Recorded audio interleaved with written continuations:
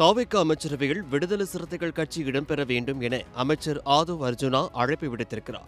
இதுகுறித்து விசிக தலைவர் திருமாவளவன் செய்தியாளர்கள் சந்திப்பில் அமைச்சரவையில் இடம்பெறுமாறு ஆதவ் அர்ஜுனா விடுத்த அழைப்புக்கு நன்றி தெரிவிக்கிறேன்.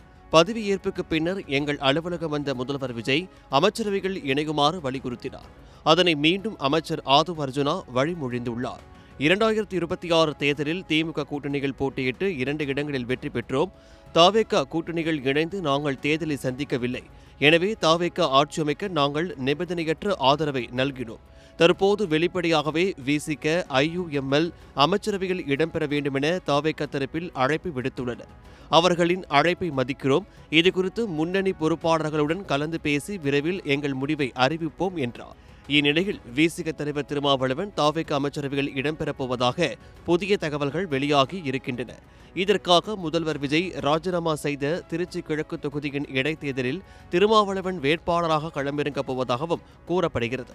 ஒருவேளை திருச்சி கிழக்கில் திருமாவளவன் போட்டியிட்டு வென்றால் தன்னுடைய MP பதவியை அவர் ராஜினாமா செய்ய நேரிடும் என்பது குறிப்பிடத்தக்கது.